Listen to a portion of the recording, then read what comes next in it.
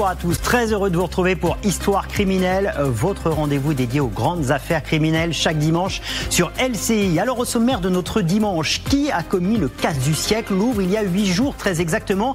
Eh bien on en sait un peu plus aujourd'hui puisque 2 personnes sont actuellement en garde à vue. Elles ont été interpellées hier soir. L'une d'elles tentait de fuir vers l'Algérie. Alors que sait-on de leur profil? Que sait-on de leur mode opératoire? Comment s'organise la traque des 2 autres? On va tout vous raconter dans un instant sur le plateau d'Histoire criminelle. Au sommaire également, c'est l'événement de la semaine. Jacqueline Jacob a été mise en examen cette semaine pour association de malfaiteurs criminels. Jacqueline Jacob, c'est cette femme, la grand-tante du petit Grégory.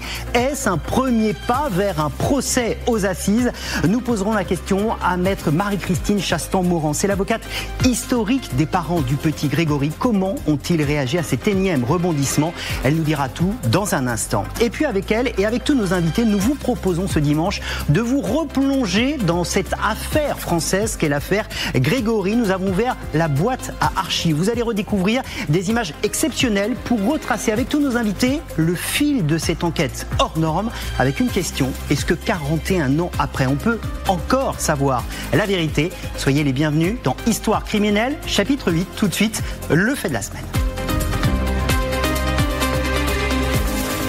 Le fait de la semaine, évidemment, vous l'avez suivi sur LCI, c'est ce casse du Louvre il y a 8 jours. On en parlait exactement à la même heure il y a 8 jours. Eh bien, c'est devenu le fait du jour, puisque 2 personnes sont désormais en garde à vue. 2 sur les 4 braqueurs, mais on va voir qu'il y a peut-être une enquête beaucoup plus large qui est en cours. Et on va vous donner à la fois les toutes dernières informations et le meilleur des décryptages avec tous nos invités. Alexandra Guillet, d'abord, bonjour Alexandra, merci d'être avec nous, journaliste police-justice TF1 LCI. Avec tout le service, vous nous apportez toutes les infos au fur et à mesure des minutes. Alain Bauer à vos côtés, bonjour. Merci d'être avec nous, professeur de criminologie au Conservatoire national des arts et métiers. Et puis Christian Flech également avec nous, bonjour. Vous êtes l'ancien patron de la police judiciaire de Paris. Ça pourrait être vous qui seriez aux commandes de cette enquête finalement. Vous allez nous raconter comment elle se déroule cette enquête et qu'est-ce qui est en train de se faire. D'abord, commençons donc par ces dernières informations parce que depuis quelques heures, il y a donc 2 individus qui sont en garde à vue. Alexandra, qu'est-ce qu'on sait d'eux? Comment ça se passe? Alors c'est effectivement un tournant majeur dans cette enquête. On l'a appris ce matin. 2 hommes ont été interpellés hier soir, samedi. Donc ils sont suspectés d'avoir participé donc à ce cambriolage du Louvre. Et selon nos informations, l'un a été arrêté à l'aéroport de Roissy-Charles de Gaulle alors qu'il s'apprêtait à embarquer en direction de l'Algérie. Son nom avait été transmis en amont par des enquêteurs aux policiers de la police aux frontières. Le second a été interpellé, lui, en Seine-Saint-Denis, un département dont ils sont tous les 2 originaires. Alors on sait aussi qu'ils ont entre 35 et 40 ans, qu'ils sont déjà connus des services de police, notamment pour des cambriolages, et que c'est un énorme travail d'enquête mené notamment à partir de la vidéosurveillance et des prélèvements ADN qui ont été réalisés sur les lieux du cambriolage qui ont permis de remonter jusqu'à eux. Ils sont actuellement, vous l'avez dit, en garde à vue dans les locaux de la BRB, la brigade de répression du banditisme, qui est une unité en fait de la police judiciaire parisienne qui est en charge de cette enquête. Ces gardes à vue, elles peuvent durer jusqu'à 96 heures car on est dans le cadre d'une affaire réalisée en bande organisée. Et puis, autre information importante que l'on peut vous donner, c'est que aucun des bijoux dérobés, malheureusement, n'a été retrouvé sur eux lors de ces interpellations. Voilà pour le tableau général. Maintenant, on va essayer de comprendre comment on est remonté à ces individus et où sont les autres, et puis accessoirement quand même, où sont les bijoux. D'abord Alain, est-ce qu'on peut parler d'un succès? Aujourd'hui, il y avait une centaine de policiers. Laurent Nunez avait dit c'est une des priorités aujourd'hui qu'on a données aux policiers. C'est un premier succès? Oui, clairement, c'est un remarquable travail de la police judiciaire. Alors non seulement la BRB, la BRI qui semble-t-il a procédé à l'intervention, l'Office central de répression des atteintes aux œuvres d'art.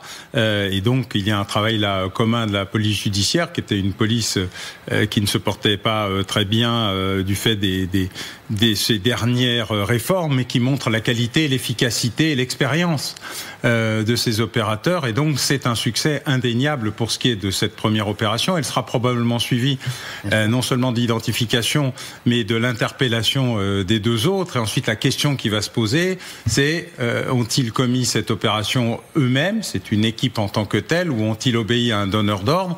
Le donneur d'ordre avait-il une commande précise, ou avait-il simplement un enjeu qui était de dessertir les pierres et de se servir des 4000 environ petits diamants et autres pierres qui du coup amèneraient à ce que les bijoux aient disparu. Le préfet de police, ministre de l'Intérieur désormais, avait indiqué qu'il était à peu près persuadé de l'arrestation des auteurs et les pièces qui avaient été récupérées, y compris l'absence d'incendie du camion, du fait de l'intervention très rapide des forces de police, avait donné déjà beaucoup d'éléments. Plus de 150 traces avaient été relevées.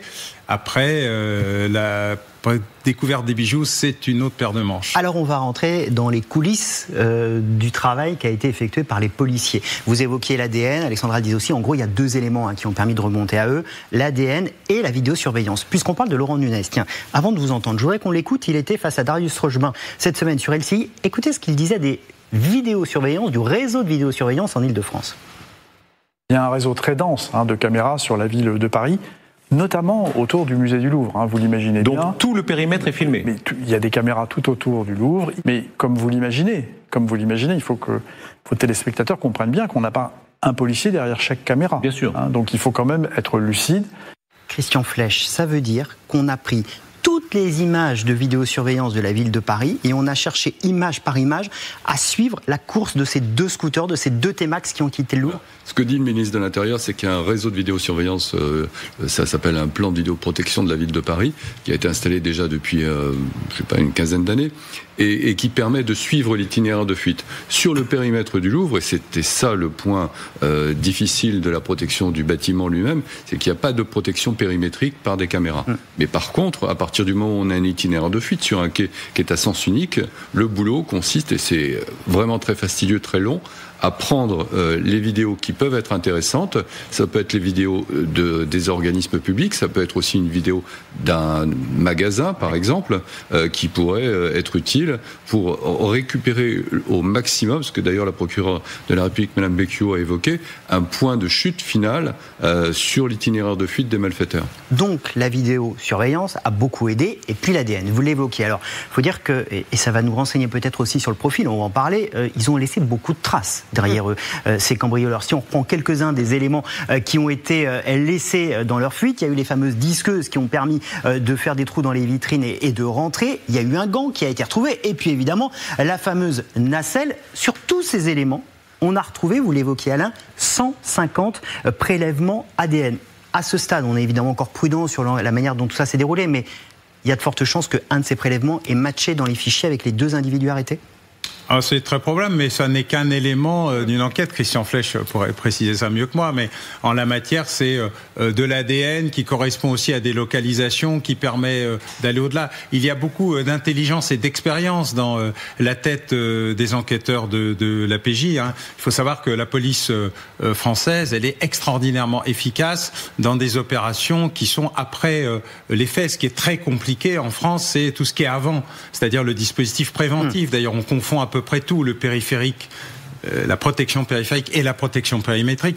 Nous avons entendu un concerto de n'importe quoi extraordinairement développé de l'ensemble des autorités publiques, essayant de noyer le poisson, alors que les méthodes, depuis Vauban et Sun Tzu, de petits jeunes qui ont créé une start-up récente de sécurité, on sait ce que sont les règles. Périphérie, avoir une enceinte qui protège suffisamment longtemps pour être prêt à repousser. Périmétrie, quand on n'a pas tenu l'enceinte, on essaye de tenir la porte, et quand on a perdu la porte, compartimentage, parce que si on a perdu la cuisine, on n'est pas obligé de perdre la chambre à coucher. Et ces trois éléments ont été totalement ignorés, à la fois par l'établissement public du Grand Louvre, par l'actuel d'ailleurs. Madame Descartes, elle vient d'arriver. Elle hérite d'une situation. Ça date d'il y a une quinzaine d'années. Les plans successifs de sûreté sont parfaitement pensés et totalement inappliqués. Je veux dire, c'est l'ensemble des déclarations qui sont faites ces derniers jours sur l'absence totale de prise en compte de la sûreté des œuvres au nom de leur visibilité, d'un plus grand accès au public, sont une démonstration parfaite. La police, voiture balai du système, a parfaitement fait un travail que tous les autres n'ont pas fait. Sur l'ADN, je voudrais quand même qu'on prolonge ce que vous nous dites là. Alexandra, très clairement, racontez-nous la manière dont la personne qui a été interpellée à Roissy a été suivie. Ça veut dire qu'on l'avait parfaitement identifiée. Oui, effectivement. En fait, d'après les informations qu'on a pu recueillir, des noms ont été signalés par les enquêteurs, mais c'est assez classique finalement dans une enquête quand on recherche des individus et qu'on a des noms sur lesquels on pense qu'ils sont susceptibles d'être les personnes concrètement qu'on cherche. Une des priorités qui est toujours donnée, c'est de signaler ça à la police aux frontières pour éviter toute fuite en dehors du territoire. Et là, de toute évidence, c'est ce qu'il s'est passé. La police aux frontières à Roissy a été prévenue que potentiellement certains noms, alors combien je ne sais pas, d'individus pourraient être amenés à vouloir quitter le territoire et d'avoir une vigilance particulière et d'être alertés. Et c'est ce qui s'est produit et c'est ce qui a permis aux policiers de la BRI, donc de la brigade de recherche et d'intervention de la préfecture de police de Paris, de les suivre et d'aller interpeller cet homme alors qu'il était dans la salle d'embarquement, prêt à embarquer sur son... C'est intéressant, hein. On l'a laissé aller jusqu'à la salle d'embarquement, probablement pour limiter les risques de fuite, l'interpeller le plus rapidement possible. Je ne suis pas convaincu. Il y a deux points. Sur la police technique et scientifique, vous oubliez aussi le lieu de commission des faits, c'est-à-dire on voit, vous l'avez encore montré, la vitrine, les vitrines qui ont été attaquées et aussi la fenêtre. Elle a fait l'objet de beaucoup de prélèvements. Ensuite, il peut y avoir aussi un truc tout simplement... Les policiers surveillaient d'une façon ou d'une autre des malfaiteurs. Ils ont eu la conviction qu'ils allaient partir donc à Roissy. À ce moment-là, ils appellent le temps d'arriver de façon à ce que la police aux frontières bloque. Ça peut se faire aussi de cette façon-là. En tout cas, c'est vraiment un très très beau travail, l'a dit, de la police judiciaire parisienne, qui elle n'est pas touchée par la réforme. Les autres services de police judiciaire souffre beaucoup de la réforme qui est actuellement en place, sur laquelle il faut travailler, mais je crois que le ministre aussi a l'intention de le faire. Et puis, quand on peut se faire aider par la police aux frontières, qui connaît parfaitement l'aéroport, tout fonctionne. Il y a probablement de l'ADN, on verra si ça a matché directement dans un fichier. Est-ce qu'on peut imaginer aussi qu'il y a eu un travail de terrain, qu'il y ait des noms qui soient remontés sur des gens capables de faire ce type de braquage? La police, elle travaille encore comme ça aujourd'hui, te dire dans le milieu, vous avez des noms qui remontent? Bien sûr, il peut y avoir... D'abord, c'est un milieu particulier. Si on a affaire à des gens qui viennent chercher des œuvres d'art parce qu'il y a des commanditaires, etc., il y a un certain nombre de malfaiteurs qui ont déjà fait ce genre de choses. Donc la BRB a l'avantage, c'était un service très spécialisé de police judiciaire et en même temps qui travaille dans le milieu des œuvres d'art. Donc il peut y avoir sur cette piste-là de resellers habituels, il peut y avoir des noms qui remontent. Après, c'est un travail facile. Il y a des prélèvements, il y a des ADN. Après, on a des noms, on a des empreintes digitales, on a aussi des photos avec des témoins potentiels. Voilà, c'est tout un travail très très long, avec beaucoup de monde engagé, avec des pistes multiples. Il faut s'en fermer aucune, parce que pour l'instant, on n'a aucune idée si c'est un commanditaire, si c'est même une ingérence, et si c'est un simple braquage ou vol, d'opportunité, comme on peut le dire. Je ne sais pas. Soyons clairs, et Alain l'évoquait à l'instant, là on a donné un coup de pied dans une fourmilière, on en a eu 2. Là on peut imaginer que les autres complices vont bouger ou se terrer, mais qu'on est au tout début des arrestations, garde à vue. Je pense qu'on a été obligé d'agir parce qu'il y avait un départ vers un pays avec lequel on n'a pas des accords faciles pour espérer récupérer quelqu'un qui aurait pu s'y réfugier. Ça, c'est la première hypothèse. Je ne suis pas sûr que le schéma qui était prévu était celui d'une interpellation comme celle-ci. Je ne suis pas sûr non plus de l'intérêt de médiatiser tout de suite cette interpellation. D'ailleurs, la procureure l'a dénoncé. Bien sûr, et elle a eu raison. Ça n'était pas bien opportun. Il y avait un besoin de pouvoir constituer toute une équipe, de surveiller, parce qu'au bout du compte, ce qu'on souhaite, c'est avoir les bijoux aussi.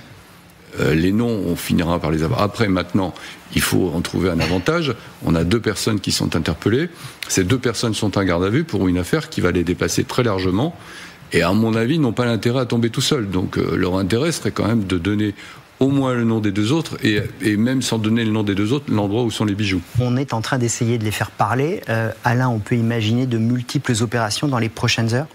Bon, d'abord, il y a une précipitation, il y a un effet de précipitation, puisque le second, semble-t-il, voulait aussi partir à l'étranger, mais il ne s'était pas encore engagé dans le processus. Deuxièmement, alors toujours sous respect de la présomption d'innocence, je rappelle que pour l'instant, ils ne sont qu'interpellés et en garde à vue. Vous avez raison. Mais l'organisation du dispositif implique évidemment de récupérer les 2 autres, éventuellement un commanditaire extérieur, parce que 4 ou 5, parce qu'il y a toujours le problème de l'ont-ils fait fait que pour eux-mêmes ou l'ont-ils fait sur instruction, et quelle était l'instruction d'ailleurs? Et puis la question essentielle va être désormais effectivement un effet de précipitation généralisé, parce que la médiatisation de cette affaire, les fuites, impliquent une opération de rattrapage de tout ce qui aurait pu être une enquête plus longue, plus méthodique, plus habituelle, qui permet de récupérer tout le monde au même moment, plus éventuellement les bijoux ou ce qu'il en reste. Et là, tout ceci est en phase d'accélération tout à fait exceptionnelle, mais l'équipe est très importante. Je pense qu'effectivement tous les noms sont déjà plus ou moins connus. On rajoutera les indicateurs. C'est un sujet qui, dans un milieu où les individus sont déjà connus des services de police, permet quand même de retrouver, avec les nouveaux systèmes d'information criminelle et d'analyse criminelle, qui ne remplacent pas les enquêteurs, mais accélèrent la vérification et le contrôle des faits. Ça donne des éléments qui peuvent permettre de beaucoup avancer. Moi, je crois, on en a parlé un peu avant cette émission, qu'il y avait une accélération dans la qualité de l'enquête et la capacité de l'enquête à déboucher. Là, je crois qu'on est dans une phase de suraccélération, de boosterisation de l'enquête pour récupérer les deux autres et identifier au moins le lieu d'atterrissage des bijoux, car il faut aussi une équipe technique derrière ça. Si les bijoux ont simplement été exportés à l'étranger, voilà. S'ils ont été dessertis, redécoupés, modifiés, parce qu'une semaine c'est assez long pour faire ça, ça nécessite une préparation initiale. Alors c'est un effet d'opportunité, mais prémédité. On sent bien qu'ils n'ont pas fait ça juste parce qu'ils ont vu de la lumière à la fenêtre.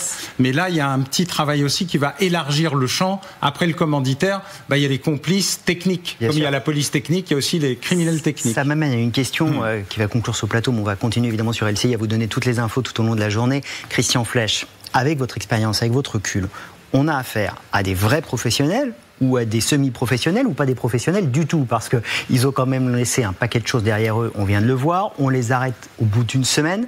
Alors il y a eu un gros travail de la police, mais ils n'ont pas fui tout de suite. D'après vous, professionnel, semi-professionnel, pas professionnel? Non, mais c'est toujours amusant parce que quand les gens sont arrêtés trop vite, ça veut dire que c'était des mauvais. La police. C'est que la police est très bonne, bien sûr. D'abord, on a dit ça. C'est d'abord la première chose. Ensuite, c'est vrai que la façon dont ça s'est passé, dont ça s'est déroulé, ils ont eu beaucoup de chance que la protection du Louvre était quand même très faible, parce que ne serait-ce qu'une protection périmétrique. Maintenant qu'on sait ce que c'est. Ça aurait permis de déceler très rapidement un engin qui s'installe, qui pose des plots, qui se stabilise, qui se déploie. Et donc l'alerte au service de police avec ne serait-ce qu'une minute ou peut-être 2 minutes de plus aurait permis nécessairement de les interpeller. Merci beaucoup, c'était passionnant de vous avoir avec nous. Alain, vous restez encore par là parce qu'on va parler de l'affaire du petit Grégory avec vous dans un instant. Merci Alexandra. Tout au long de la journée sur BFM TV, vous poursuivrez avec vous les dernières informations sur LCI. Les toutes dernières informations, c'est corrigé, passer la mémoire. Évidemment, poursuivre sur LCI toutes les informations sur ce cas du Louvre. Merci beaucoup Christian Flech d'avoir été avec nous. Tout de suite, le grand témoin de la semaine. Notre grand témoin de la semaine. Bonjour, maître Marie-Christine Chastan-Mourant. Merci beaucoup d'être avec nous. C'était important de vous recevoir parce qu'on va, ce dimanche, se replonger dans cette affaire française qu'est l'affaire du petit Grégory. Mais on voulait prendre un temps avec vous d'abord pour parler de Christine et de Jean-Marie Villemain. Cette semaine, Jacqueline Jacob, grand-tante du petit Grégory, a donc été mise en examen pour association de malfaiteurs criminels. C'est une étape importante. Est-ce que ça conduira à un procès? On va en parler. Ce n'est pas dit, mais c'est important. Comment les parents de Grégory, qui aurait 45 ans aujourd'hui, ont accueilli cette information? Pour eux, c'est une avancée. C'est un élément extrêmement satisfaisant parce que ça montre d'une part que la justice n'abandonne pas. Cette décision de la Chambre de l'instruction le montre, et le discours également du procureur général de Dijon a montré que finalement on entendait poursuivre. Donc on poursuit. Et là, il y a aussi un cran, j'allais dire, complémentaire, dans la mesure où la Chambre de l'instruction, puisqu'il y a eu une audience avec 3 magistrats, de la cour d'appel. Ça n'est pas un magistrat isolé qui a pris une décision. Il y a eu une audience et les 3 magistrats de la chambre de l'instruction de la cour d'appel de Dijon ont rendu cette décision en listant un certain nombre d'éléments qui avaient été recueillis dans le supplément d'information et en estimant qu'il y avait lieu de convoquer Madame Jacqueline Jacob. Le sentiment de Christine et Jean-Marie, c'est, ça continue, évidemment, vous nous le disiez, on ne nous abandonne pas. Est-ce que c'est un peu de satisfaction? Est-ce que c'est beaucoup de prudence? Parce que des rebondissements, ils en ont connu tellement, des désillusions, ils en ont connu tellement. Comment ils accueillent cela aujourd'hui? Ils en ont vu des vertes et des pas mûres, c'est vrai. Mais ils ont acquis déjà, d'une part, la patience, 41 ans. Bien. Et puis également la prudence. Alors, c'est évident qu'ils sont extrêmement prudents. Ils sont satisfaits de voir qu'ils ne sont pas abandonnés, mais qu'au contraire, ils sont épaulés par la justice. Mais ils sont prudents. Mais il y a une chose qui est quand même ancrés au fond d'eux-mêmes, c'est qu'ils sont confiants. En dépit de tout ce qu'ils ont traversé, c'est des épreuves qui ont été les leurs, ils font confiance dans la justice. Et ils sont reconnaissants à la justice, finalement, de poursuivre et de les aider dans cette quête de la vérité qu'ils n'abandonneront jamais. Jacqueline Jacob, que l'on voit ici, est donc mise en examen pour association de malfaiteurs criminels. On reviendra précisément dans un instant sur ce que ça veut dire. Pour simplifier, on la soupçonne à ce stade d'être l'un des corbeaux. Je voudrais qu'on regarde ce que disait Jean-Marie Villemain. Il parle peu, c'est un couple qui s'est mis très à l'écart pour se protéger. Jean-Marie Villemain, dans une bande dessinée pour les 40 ans du départ du petit Grégory, de la mort du petit Grégory, de son fils, avait accepté de participer à une bande dessinée. Il avait écrit cette phrase dans cette bande dessinée, dans cette préface, on va la voir, cette phrase: un corbeau dont nous ne connaissons toujours pas l'identité a tué notre fils de 4 ans pour me faire, il cite la fameuse phrase de revendication, me faire mourir de chagrin. Au nom de quoi? Pour assouvir quelle haine? Le corbeau, pour Jean-Marie Villemain, est au cœur de tout. Vous avez, vous aussi, cette conviction que le corbeau est la clé de cette affaire? Il est certain qu'il y a un lien entre le corbeau et le crime odieux qui a été fait contre Grégory. Il y a un lien manifeste. Pourquoi? Parce que ce corbeau, il est intervenu depuis 1981. Ça s'est passé, les faits, en 1984. Et il y a eu des menaces. Il y avait des menaces de mort. Il y avait des menaces contre Jean-Marie Villemain. Il y en a eu contre Grégory. Hélas, il l'a appris après, Jean-Marie. Il ne savait pas à l'époque. Bon, mais on avait parlé de son fils. Donc, il y a un lien. C'est forcément lié. Et ce qui est terrible, c'est de se dire que qu'est-ce qu'il y avait dans ces menaces et dans ces conversations, dans ces appels du corbeau? Il y avait des manifestations de jalousie, de haine. La jalousie s'étant transformée en haine. Et on se dit qu'en définitive, comme il y a un lien, le mobile, c'est un mobile de vieille jalousie, de rancœur recuite. Finalement, c'est relativement futile. C'est quand même terrible de voir ça. De la haine, de la vengeance, probablement un conflit de riches contre pauvres, si je faisais simple. On va reprendre tout ça dans un instant. Vous restez avec nous. On va se replonger dans cette affaire française qu'est l'affaire Grégory. On a ouvert la boîte à archives. Vous allez revoir toutes les images de cette affaire et vous allez voir qu'à partir de ces images, on peut retracer l'enquête avec cette question clé. Est-ce que 41 ans après, on peut enfin savoir la vérité? C'est dans un instant dans Histoire criminelle.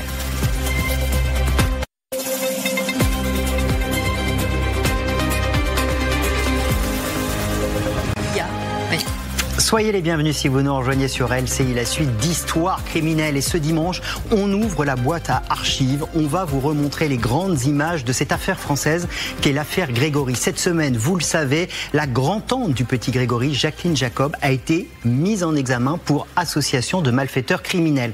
Qu'est-ce que ça veut dire exactement? Quelles vont en être les conséquences? On va tout vous expliquer et se replonger dans cette affaire grâce à nos invités. Maître Chastan-Moran qui nous accompagne. Vous êtes l'avocate historique depuis 1985 aux côtés de Christine et Jean-Marie Villemain. Patricia Touranchot est avec nous. Bonjour Patricia, vous êtes journaliste, réalisatrice. Vous êtes l'auteur de la Bible de l'affaire Grégory, le récit complet de l'affaire Grégory. C'est chez Point. Et puis Alain Bauer qui est également avec nous, qui est resté avec nous au bout de l'enquête, saison 3. Grand spécialiste des affaires criminelles. Évidemment, merci à vous trois d'être là. Une question, est-ce que 41 ans après, on pourra savoir la vérité? On se replonge ce dimanche dans une enquête sans fin, la preuve avec cette première archive de 1993. Le 16 octobre 84, vers 21h, le corps de Grégory, 4 ans et demi, est retrouvé les pieds et poings liés dans la Vologne, à 6 km du domicile de ses parents, Christine et Jean-Marie Villemain, une couturière et un contremaître des Vosges. L'après-midi même du drame, un corbeau qui harcelait la famille depuis 3 ans, revendique cet assassinat. Des lettres et un millier d'appels téléphoniques anonymes conduisent rapidement les enquêteurs vers l'entourage familial de l'enfant. Bernard Laroche, un cousin de Jean-Marie Villemain, employé dans une filature, est le premier à être inculpé. Des analyses graphologiques pèsent contre lui, ainsi que le témoignage accablant de sa belle-sœur Muriel Boll. Devant les gendarmes, l'adolescente l'a accusé d'avoir enlevé l'enfant au cours d'une promenade effectuée ensemble. Mais dès le lendemain, coup de théâtre, Muriel Boll se rétracte pour une raison toujours inexpliquée et l'innocente. Après 3 mois de détention, Bernard Laroche est finalement libéré. 7 semaines plus tard, Jean-Marie Villemain, toujours persuadé de la culpabilité de son cousin, le tue d'un coup de fusil. L'affaire Grégory fait une deuxième victime. Placé en détention provisoire, Jean-Marie Villemain sera condamné à 5 ans d'emprisonnement.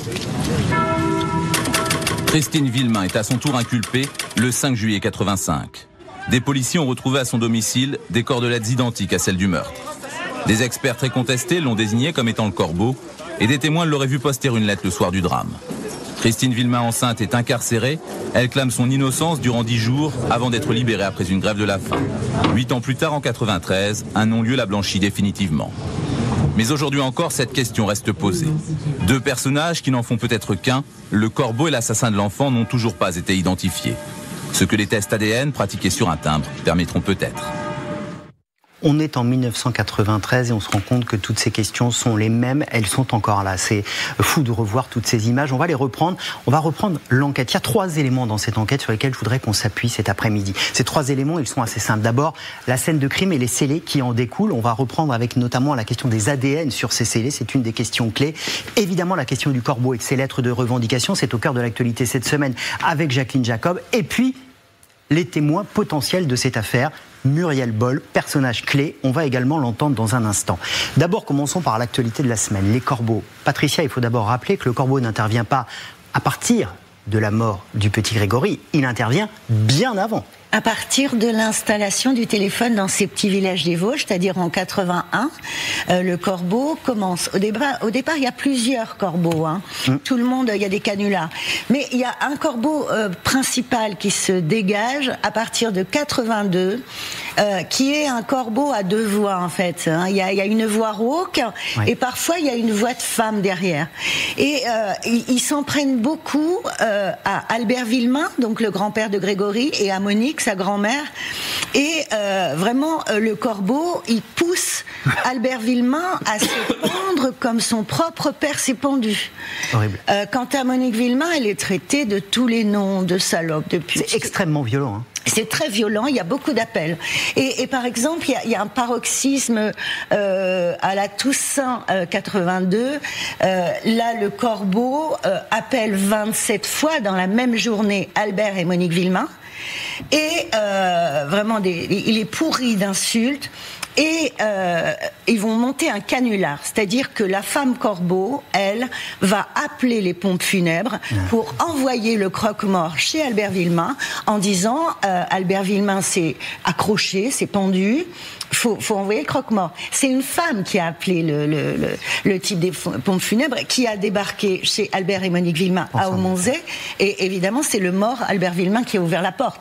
Donc le lendemain, il s'est mis en arrêt maladie. À partir de ce moment-là, il a déposé une plainte à la gendarmerie pour ce harcèlement téléphonique.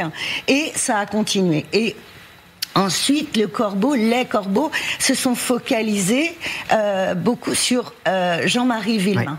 Le corbeau, dans les lettres qui apparaissent au printemps 83, parce que justement, comme il y a cette enquête téléphonique sur les téléphones, le corbeau se met à écrire. Et donc aujourd'hui, ce que la justice nous dit, c'est que en quelque sorte, la corbeau qui aurait écrit les lettres, en tout cas, pas forcément parlé, serait, d'après plusieurs expertises, Jacqueline Jacob. Et voilà, Marcel, pour l'instant, il est pas inquiété, mais... On a le contexte de ce corbeau. Grâce à tout cela, comment est-on remonté à Jacqueline Jacob? Il y a 2 éléments, 3 essentiels. Le premier, c'est ce qu'on appelle la stylométrie, c'est-à-dire qu'on a étudié d'une nouvelle manière, et c'est d'ailleurs vous, avec les parents du petit Grégory, qui avez poussé pour qu'on utilise pour la première fois en France cette technique. C'est quoi la stylométrie? Regardez cette petite explication. L'énigme de ces courriers pourrait être résolue grâce à une technique novatrice. la stylométrie. Peu connue en France, cette méthode utilise les statistiques pour identifier l'auteur d'un texte. La stylométrie, c'est l'étude des traits distinctifs de l'écriture d'une personne. Ce que sont les tics d'une personne quand elle s'exprime par écrit, ça va être par exemple les mots outils. Et alors, donc, de plus. Ce sont déjà des choses qu'on repère dans le langage oral et les combinaisons de centaines de petits mots comme ça sont un révélateur de l'identité de la personne. À la sortie de sa mise en examen, les avocats de Jacqueline Jacob disent non mais la stylométrie, c'est un gadget. Alain, c'est un gadget ou pas ? On faisait de la graphologie avant, là on fait de la stylométrie.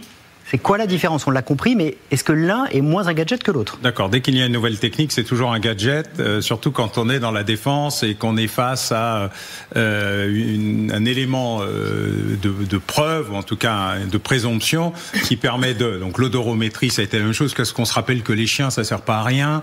On a eu en criminalistique entomologico-légale les insectes, les développements dans les corps, ça a toujours été n'importe quoi. Les spécialistes des poisons ont été considérés comme des idiots, jusqu'à ce que l'expert entre dans les salles de tribunaux. J'avais écrit un petit livre sur l'arrivée de l'expertise dans le tribunal. Ils se sont beaucoup trompés, mais ils ont aussi beaucoup dit la vérité. Et donc toutes les nouvelles techniques et technologies, la stylométrie, ça sert pas que pour les affaires judiciaires, ça sert pour le plagiat. Ça sert pour se rendre compte que quelqu'un se fait passer pour quelqu'un d'autre. Ça aurait pu servir quand à Émile Ajar, on a découvert que derrière ce nom se cachait un autre auteur. Bref, on a ces outils-là. Donc fiable. Relativement fiable. En tout cas, ça n'est pas n'importe quoi. On ne peut pas la limiter à n'importe quoi, de même que la graphologie est plus ou moins fiable, de la même manière que le témoignage visuel est plus ou moins fiable. Donc les avocats... Nous savons tous qu'il y a des limites à cela et que ça ne peut marcher que dans un cadre beaucoup plus large. Mais c'est un élément qu'il ne faut pas sous-estimer. Donc les avocats de Jacqueline Jacob sont juste dans leur rôle en disant c'est un gadget. Mais les avocats de Jacqueline Jacob défendent Jacqueline Jacob et c'est tout à leur honneur, c'est leur devoir, là il n'y a rien à dire. Mais en revanche, sur la qualification de gadget pour la stylométrie, là, moi, je m'élève à l'encontre de ces dires. Pour moi, c'est au contraire une technique d'avenir. Il y a plusieurs dizaines d'années, on ne parlait pas d'ADN. C'est vrai. Il n'y avait pas de recherche d'ADN dans les dossiers. Maintenant, dès qu'on le peut, il y a une recherche d'ADN. Alors, qu'est-ce qu'on disait il y a une trentaine d'années ? Peut-être que c'était de la fumisterie, qu'on n'en tirerait jamais rien. Or, c'est une méthode scientifique. Et la stylométrie, pour moi, est également une méthode qui repose sur des données scientifiques, sur des statistiques, sur de l'informatique, d'algorithmes. C'est pas la même chose que les expertises en écriture. Moi, je préfère dire expertise en écriture qu'en graphologie, parce que souvent, la graphologie, c'est la recherche du caractère à partir de l'écriture. Non. Là, on est en recherche d'écriture. Mais c'est beaucoup plus subjectif, les expertises en écriture, beaucoup plus. Tandis que là, on est dans l'objectif. La stylométrie nous apporte quelque chose. Il y a un autre élément. Il y a eu un témoignage clé. Témoignage qui a d'ailleurs été recueilli par des équipes de 7 et 8 pour TF1. On est en 2021. Ces équipes de télévision vont rencontrer René Jacob. René Jacob est le frère de Marcel Jacob. Jacqueline est donc sa belle-sœur. On essaye de reconstituer le fil, c'est pas toujours facile. On peut imaginer qu'il connaît bien sa belle-sœur. Ils s'entendent pas très bien, mais enfin, il la connaît.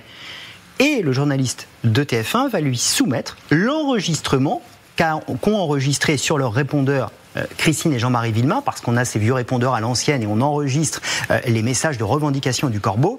Regardez la réaction de René Jacob, d'abord ce qu'il dit et ensuite son regard. Séquence. Ça vous ennuie si je vous le fais écouter ? Enregistrement de Villemain Jean-Marie.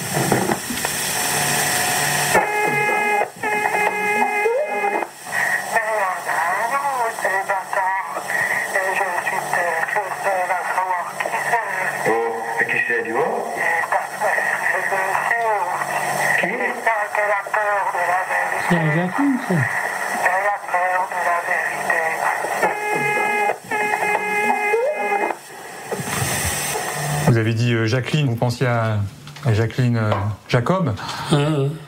Oui.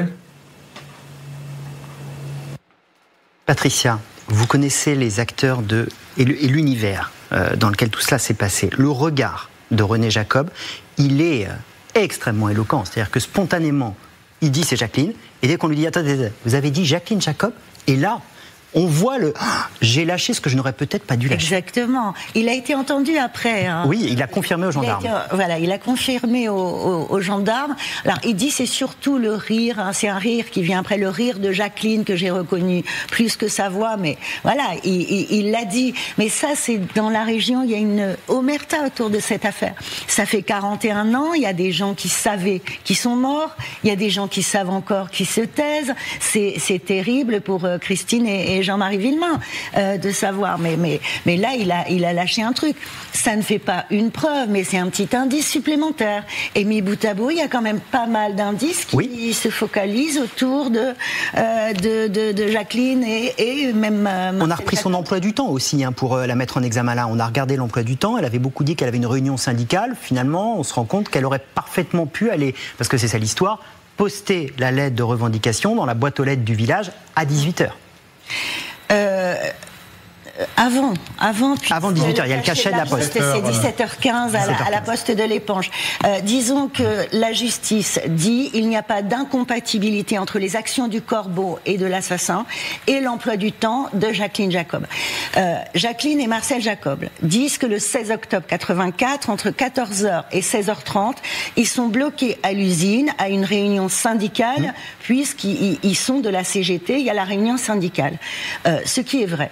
Sauf que ce PV de la réunion syndicale, qui est retrouvé qu'en 2017 en perquisition chez eux, qu'ils n'ont jamais donné ni au juge Maurice Simon en 89, ni au juge Martin en 91 ou 92, ce PV, il est signé par Jacqueline Jacob. Donc voilà, on peut faire ce qu'on veut aussi. Et il n'y a pas à l'intérieur de l'usine d'horodateur qui permet de dire est-ce qu'ils étaient là ou pas, est-ce qu'après ils se font remplacer, normalement le chef dans l'usine les remplace pendant la réunion syndicale, mais par une doublure, ils disent, une doubleuse, mais est-ce que la doubleuse est restée plus tard? On peut visiblement sortir et rentrer comme dans un moulin de cette usine. Donc voilà, tout ça... Tous ces éléments ont conduit donc à la mise en examen de Jacqueline Jacob pour association de malfaiteurs criminels. Alain Bauer, est-ce que c'est un tournant dans cette affaire? Est-ce que ça change profondément les choses? Est-ce qu'on s'oriente vers un procès si on va très très loin? Alors c'est la deuxième fois qu'il y a une tentative de mise en examen. Oui. La première avait échoué pour des raisons procédurales en 2017, annulée en 2018. Annulée en 2018. Là, il y a un faisceau de présomption à partir d'une incrimination qui n'existait pas d'ailleurs à l'époque, qui est utilisée pour des raisons qui sont qu'il y a suffisamment d'éléments épars qui permettent de construire des indices sérieux et concordants qui peuvent permettre la mise en examen. Après la mise en examen, il y aura une contestation de cette mise en examen, puisque clairement, la défense faisant le travail qu'elle doit faire va la contester. Il y a une discussion à l'intérieur de l'institution judiciaire sur la possibilité ou pas de cette mise en examen. Elle ne fait pas l'unanimité. Oui. Donc on va suivre maintenant la période procédure sur la procédure.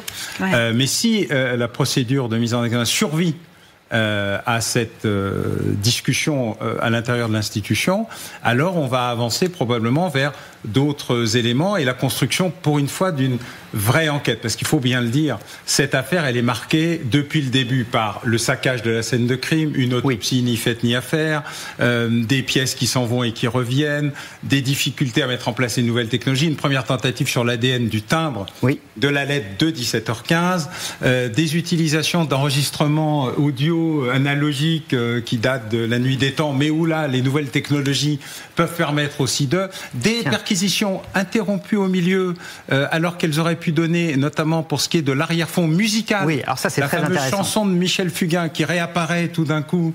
Sur un des enregistrements du Corbeau, on entend en fond une musique et on retrouve le disque qui correspond à cette musique chez les Jacob. Oui, et donc c'est un élément qui ressort comme ça. Moi j'ai eu beaucoup au-delà de l'excellent livre Mise à jour de Patricia, il y a des éléments qui reviennent aussi de gens qui disent mais moi j'ai participé à l'enquête. Alors je voudrais vous dire qu'il y a un élément qui n'a pas été utilisé. Vous savez, c'est l'intérêt de faire des émissions comme la vôtre ou comme Au bout de l'enquête, c'est que des gens vous appellent qui sont des acteurs véritables. Et c'est l'espoir qui disent, je voudrais vous dire cette enquête a été mal menée, faite ni à faire. Moi j'y étais et je voudrais vous dire que... Et alors du coup, j'ai redécouvert, moi, ça m'avait totalement échappé, la chanson Michel Fugain où il y a le chef dedans. Exactement, le patron n'est pas là, on peut faire la fête. Étant par exemple la mise en cause de Monsieur Villemain, qui est appelé le chef comme une insulte parce qu'il est contremaître, et ceci est un autre élément qui rentre en jeu dans le conflit intrafamilial. Je vous ai dit à plusieurs reprises, pour moi, c'est le crime de l'Orient Express. C'est un crime familial contre un autre morceau de la famille, issu de vieilles affaires qui commencent quasiment en 1932, lors de la mort du premier enfant Villemain, puisqu'on le retrouve sur les histoires de Suicide-toi comme Albert, c'est ça Comme ton père. Voilà. Ces éléments-là réapparaissent partout, et donc cette histoire est une histoire au long cours, mais qui ressemble de plus en plus à une erreur manifeste on cherchait un auteur coupable principal ou seul, et en fait, il faut commencer à trouver l'association de malfaiteurs. Et c'est pour ça que l'incrimination, elle a beaucoup de sens. Je voudrais qu'on reprenne. On a compris. Vous vouliez réagir peut-être? Oui, ce que je voulais dire quand même, c'est que l'infraction existait à l'époque, mais c'était un délit. Oui, mais elle existait. Oui, mais elle a été... Voilà, mais elle existait. On ne peut pas dire, parce que j'avais entendu qu'elle n'existait pas. Non. Elle existait, mais c'était un délit. Donc, il y aura effectivement, puisque les avocats de Jacqueline Jacob l'ont annoncé, il y aura une discussion. En l'état, il faut quand même constater que l'affaire est ouverte sur des infractions criminelles, que les prescriptions ont toujours été interrompues, que là, en association de malfaiteurs, il s'agit d'une infraction connexe. C'est tout le sens finalement, c'est tout l'enjeu. Infraction connexe qui, alors, est-ce que l'infraction connexe suit les interruptions de prescription qu'il y a eu ou non? Et ça va être le débat. Nous estimons qu'il n'y a pas de prescription, on verra. L'association, ça nous ramène aussi à la thèse défendue dans votre livre. C'est le complot familial qui se serait organisé. Je voudrais qu'on remonte à la scène de crime. Il y a eu une reconstitution qui a été faite. Les images sont terribles.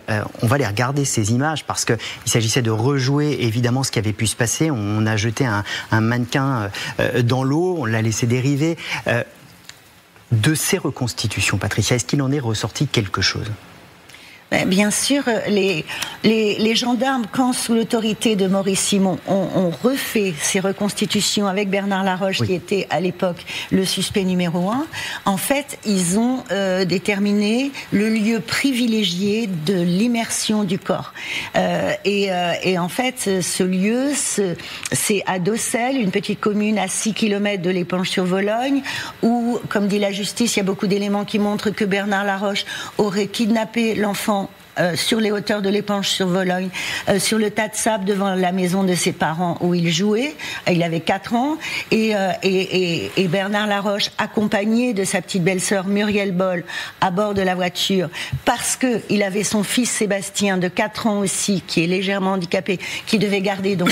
Il aurait emmené Grégory jusqu'en bas, à Docelles, et donc l'immersion du corps et les trajets dans la Vologne en fonction des crues, etc., a déterminé que le corps de Grégory aurait été jeté derrière le local des pompiers de Docelles. Ça a permis de retracer le film en partie, pas les acteurs. Vous avez cité un acteur majeur, Muriel Boll, qui d'abord dit avoir vu Bernard Laroche avec le petit Grégory. Et puis qui, après une nuit au sein de son foyer, nuit qui a été largement commentée, on pourra y revenir. 5 jours. C'est au bout de 5 jours. Oui. Revient sur ses dires. Tout d'un coup, elle n'a plus du tout vu Bernard. Bernard est innocent. Lors du procès de Jean-Marie Villemain, après avoir tué Bernard Laroche, elle va être entendue. Et ce procès va être celui, presque plus que celui de Jean-Marie Villemain, celui de la mort du petit Grégory. Écoutez et regardez cette archive de Muriel Boll qui arrive le jour où elle va être entendue et la nouvelle version qu'elle va livrer à ce moment-là. Novembre, j'attends pour m'expliquer, parce que personne ne me laisse le temps d'expliquer qu'est-ce que j'ai à dire. Vous avez conscience que votre témoignage est très attendu et peut être capital ? Oui, j'ai conscience, oui. Et Muriel Boll va maintenir à la barre des témoins sa version des événements. Le 16 octobre 84, le jour de la disparition du petit Grégory, elle est sortie de son collège à 16h55. Elle a pris le car et elle est allée chez sa tante. Muriel est catégorique. Bernard Laroche, son beau-frère, n'est pas venu la chercher en voiture ce jour-là. Alors le président lui demande pourquoi elle a dit le contraire aux gendarmes. « C'est parce qu'ils m'ont maltraité », accuse Muriel. « Ils m'ont même menacé de la maison de correction ». Et les témoins ne font qu'ajouter au mystère. Le chauffeur n'a pas vu Muriel dans son car. Nelly, une camarade de classe, affirme au contraire qu'elle y était. Quant à Sonia, elle a vu Muriel monter dans une voiture. On a tout et rien dans cette affaire. Vous y étiez à ce moment-là. Quel ressenti vous avez eu d'une femme qui dit la vérité ou d'une femme qui ment ? J'étais au procès d'assises, effectivement, de Jean-Marie Villemain. J'étais également, je vais revenir un petit peu en arrière, à la reconstitution que vous avez montrée, qui a été essentielle. Pourquoi ? Parce que, à l'époque, l'affaire avait été suivie donc par la police judiciaire de Nancy, et Tricette Rouanchot parlait tout à l'heure du lieu privilégié, et le lieu privilégié qui avait été retenu n'était absolument pas celui de Docelles. C'était un autre endroit, où il fallait moins de temps depuis la maison des Villemain pour y arriver. Vous voyez, au niveau timing, quel était l'enjeu. Et en réalité, on s'est rendu compte d'une chose essentielle à cette reconstitution, c'est que pour pouvoir y arriver, il fallait franchir un petit ruisseau. Oui. Mais quand même, il fallait le franchir avec un enfant dans les bras. Oui, ça avait été retenu aussi parce qu'on avait trouvé des empreintes de chaussures de femmes à cet endroit-là. Bon. Mais pour franchir ce rue avec un enfant, ça relevait de la mission impossible. Et c'est ce jour-là qu'on s'est rendu compte que la thèse du lieu privilégié par la police judiciaire ne tenait pas la route, parce que l'expression, qu'on s'est rendu compte... D'où l'enquête mal faite. Voilà, et qu'on s'est rendu compte également... par les essais qu'on a vus sur votre sujet, avec les essais de mannequins, qu'il y avait un seul endroit possible pour jeter l'enfant dans la Vologne, pour qu'il puisse arriver à l'endroit où on l'a retrouvé. Donc ça, pour moi, je veux dire, c'est l'élément essentiel, parce qu'on était tous médusés. Bien sûr, ça permet de retracer avec plus de finesse, et qui a pu ou pas. Sur Muriel Boll, Alain, c'est évidemment clé. Muriel Boll, son témoignage, savoir si elle dit vrai aujourd'hui, si elle a dit vrai quand elle est entendue la première fois. Mais en fait, vous avez un peu un cas, je dirais Monique Olivier, un élément qui, dans une affaire, a tout vu, ou aurait pu tout voir, à la clé éventuelle, non plus de la vérité criminelle. La vérité criminelle, en fait, depuis Patricia, enfin, on la connaît tous, mais c'est la vérité judiciaire qui est aujourd'hui l'enjeu. Parce que la vérité criminelle, elle est dans l'ordonnance de non-lieu de Bernard Laroche. Elle est écrite en toutes lettres. Elle est donnée. L'auteur principal est identifié, les complices sont quasiment pensés, très fort, même si Bernard Laroche, les époux Jacob, la vérité judiciaire, elle n'est pas là, et elle peut peut-être venir. Et il y a toujours un moment où quelque chose se passe. Monique Olivier a été la complice active et plus qu'active dans l'affaire Fourniret. Alors on a des tas d'hypothèses sur complice passif, complice active, grande ordonnatrice se faisant passer pour autre chose, mais c'est pas ça la question. À un moment, elle a ouvert la voie à la résolution, grâce à une magistrate instructrice, d'un certain nombre d'affaires, pas toutes malheureusement. Parce qu'elle a parlé. Alors, parce que je vous donne la parole dans une seconde. Parlé avant de changer de version. Et après, Muriel Boll ne parle plus au même procès. Elle l'avait répété. Ses aveux en garde à vue, Muriel Boll les avait répétés au juge d'instruction, Jean-Michel Lambert, le lundi matin. Il s'était passé tout le week-end. Elle était rentrée dans sa famille. Les gendarmes avaient demandé à son père et à Muriel de se taire, parce que sa famille, c'est aussi sa sœur, c'est Marie-Ange Laroche. Voilà, donc il y avait des risques de fuite. Elle a tenu parole et elle a tout répété en détail au juge Lambert, sans les gendarmes, le lundi matin. Depuis, il y a eu des bisbilles juridiques. La garde à vue de Muriel Boll a été annulée et les PV afférents. Sauf que, en fait, ce procès-verbal devant le juge Jean-Michel Lambert, il est toujours au dossier. Il est extrêmement détaillé sur le fait que Bernard Laroche, son beau-frère, est venu la chercher au collège à Bruyères, à bord de la voiture.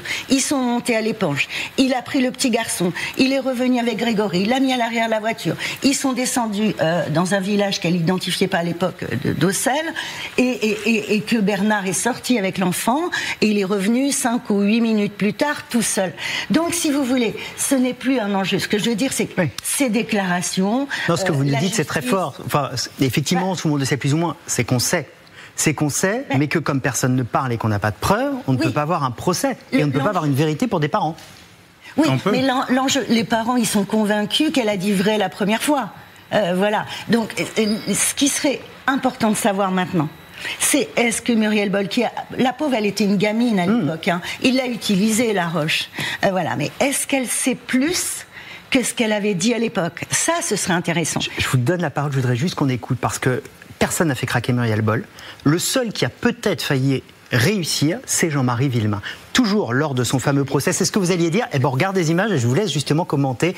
On est en 1993, le procès de Jean-Marie Villemain, qui va tout faire pour faire parler Muriel Boll. Qui peut faire craquer Muriel?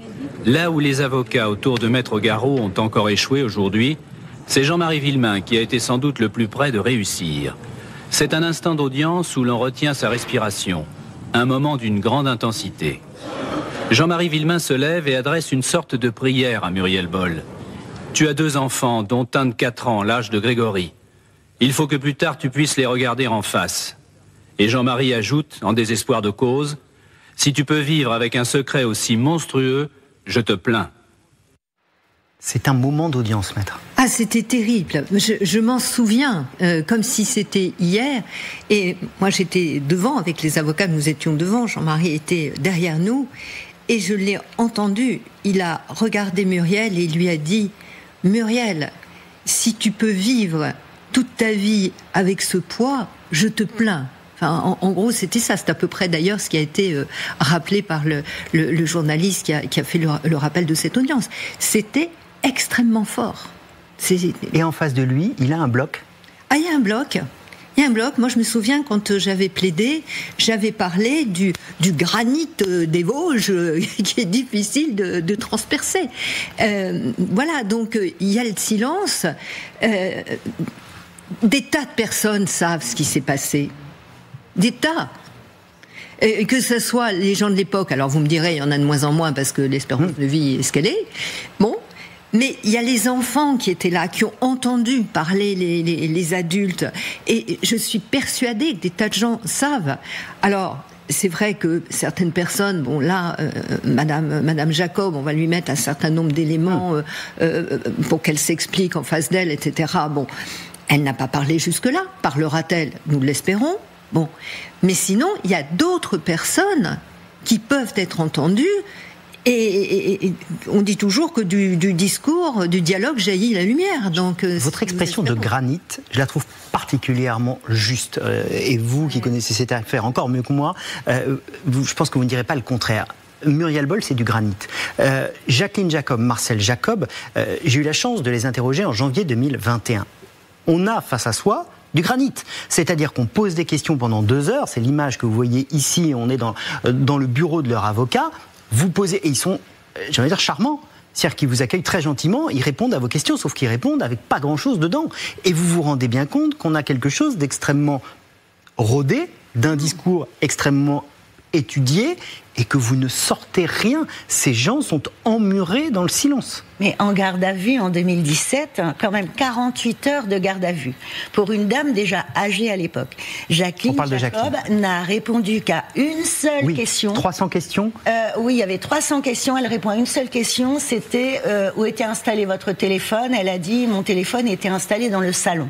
C'est tout ce qu'elle a dit. Il faut résister à une garde à vue avec des gendarmes qui se relaient à poser les questions, etc. Elle n'a pas mouveté.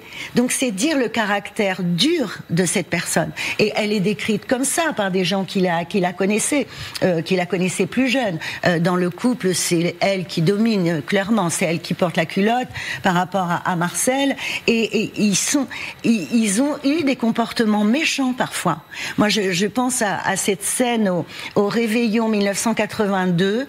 En fait, Jacqueline et Marcel sont sur la route. Il y a un des fils, Villemain, je crois que c'était Gilbert, qui leur fait une queue de poisson. Et du coup, sans faire gaffe. Hein. Et donc, toutes les voitures s'arrêtent à Aumonzé. Et Marcel Jacob insulte Gilbert, etc., insulte Albert. Et Jean-Marie Villemain arrive pour s'interposer, pour essayer de calmer le jeu. Il veut serrer la main à Marcel, qui lui dit « Toi, je te serre pas la main. T'es qu'un chef. Tu n'es qu'un rampant qui n'a pas de poils sur la poitrine. Et Jacqueline elle traite de raclure Christine, de raclure Jean-Marie. Et Jean-Marie, à un moment donné, revient à la charge en disant mais on calme le jeu. Et Marcel Jacob l'attrape, l'empoigne, le colle contre un mur. Et Jean-Marie Villemain lui a dit non mais t'es le corbeau toi ou quoi? C'est dingue, cette scène-là, moi, elle me reste en mémoire. C'est vous dire la haine recuite, les haines recuites cette qui se sont manifestées. Je crois qu'il faut qu'on termine par là, parce que vous l'évoquiez dès le départ. Alain, si cette affaire aussi nous fascine tous, d'abord parce qu'il y a ce petit Grégory et ce visage, qu'il y a un combat de parents inébranlable dans le temps, mais aussi parce que ça nous ramène quelque chose de très simple, la haine de la réussite des uns et pas des autres. C'est des gens qui sont ouvriers contre un contremaître. On ne supporte pas que Christine et Jean-Marie aient acheté un canapé en cuir. C'est ça.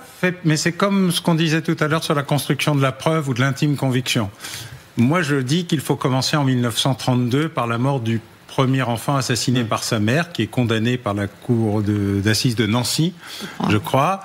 Le père, 10 ans plus tard, revient de guerre, découvre que sa femme est partie, se suicide. Et donc, c'est une longue histoire qui s'étale sur un siècle. Il faut toujours retrouver les causes fondatrices, l'élément fondateur d'une catastrophe familiale, d'une tragédie familiale, d'une haine familiale. Et à la fin, on se trouve avec ces clans qui sont prêts à tout pour se défendre, quoi qu'ils en pensent. Parce que je suis d'accord avec ce que dit Patricia. Muriel Boll, c'est une jeune adolescente qui à un moment se dit qu'elle doit dire la vérité, puis revient parce qu'elle est en train de changer, elle est en train de passer de l'autre côté. Et donc ces phénomènes-là sont assez tristement connus. Donc la haine se construit de tout petits éléments qui vont jusqu'à l'ultime passage à l'acte. Et le pire. Mais cette affaire-là, elle a 100 ans et 40 ans. Dernier mot pour terminer. Comment ils tiennent, Christine et Jean-Marie ? D'abord par l'amour qu'ils ont l'un pour l'autre et qui a été vraiment le point de fusion qui leur a permis de tenir, par le souvenir de Grégory. Et d'ailleurs, on évoquait la BD que Jean-Marie Villemain avait préfacée, il le dit, c'est Grégory, notre petit homme qui nous a permis de survivre. Et aujourd'hui, par la confiance qu'ils ont dans l'aide qu'ils reçoivent de la justice pour parvenir à faire la vérité. Avec l'espoir d'un procès. C'était passionnant de se replonger dans cette grande affaire française avec vous trois. Merci Maître Chastan-Moran. Merci Patricia Tourangeau. On n'a pas parlé de l'ADN. Alors vous revenez, on en refera, on aura une deuxième émission. Merci beaucoup Patricia, c'était passionnant. L'ADN c'est dans votre livre. Le récit complet de l'affaire Grégory. Merci beaucoup Alain Bauer, au bout d'enquête saison 3. Passez un bon dimanche sur LCI. La semaine prochaine, de nouvelles histoires criminelles.